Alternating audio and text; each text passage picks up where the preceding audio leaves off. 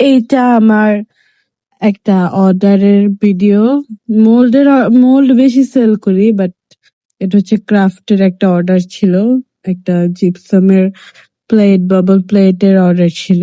So বানাচ্ছি। আমার যে জিপসাম পাউডারটা রিটার্ন এসেছিল, রিটার্ন আসতে আসতে তো সবাই জানে প্যাকেজিং এর অবস্থা খুবই খারাপ হয়ে যায়। তখন আমার জিপসামের প্যাকেট ছিঁড়ে টোটালি মানে মিশে গেছিল সব মোল্ডের সাথে। তো আমি মোল্ড গুলো ধুয়ে রেখে দিয়েছি, এন্ড বাকি যে জিপসামটা ব্যাক এসেছে ওইটা দিয়ে আমি কাজ করছি। সো আমি ওইখানে 1/3 কাপের 2 কাপ না, সরি, 1 কাপের কিছুটা কম জিপসাম নিয়েছি, এন্ড 1/3 কাপের একটু বেশি পানি দিয়ে মিক্স করছিলাম। মিক্স করার টাইমে আমার মনে হয় এই জিপসাম পাউডারটা কেমন জানি অনেক বেশি তাড়াতাড়ি হার্ড হয়ে যায়।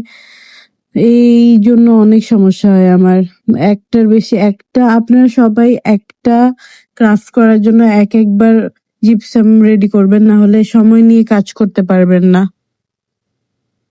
দেন আমি মোল্ডে ঢেলে দিলাম আমার জিপসামের ব্যাটারটা।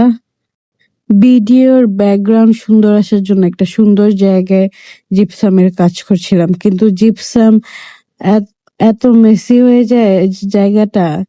পরে এইটা পরিষ্কার করতে মনে হয় অনেক টাকার ডিটারজেন্ট ইউজ করা লাগে।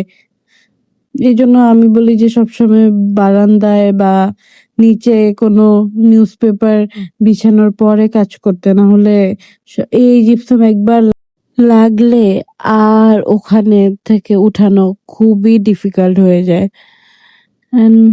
দেন আমি মোল্ডে নিয়ে ভালো করে ড্যাব ড্যাব করছিলাম যাতে কোনো বাবলস না থাকে।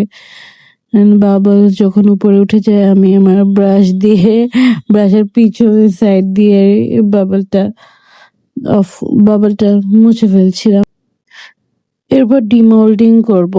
এখন ডিমোল্ডিং তো প্লেট গুলো তো ডিমোল্ডিং করা খুবই ইজি, ভাঙার তেমন একটা কোনো চান্স থাকে না যদি জিপসামটা আপনি ঠিকভাবে বানান। এন্ড জিপসামের প্লেট গুলো আউটকামটা অনেক সুন্দর আসে। এইসব প্লেট গুলোতে যদি জুয়েলারি রেখে ফটোশুট করা হয় এন্ড ভিডিও করা হয় তাহলে অনেক সুন্দর লাগে। দেখছেন আমার জিপসামের প্লেটটা একেবারে প্লেন এসেছে, কোনো রকম কোনো বাবলস আসেনি।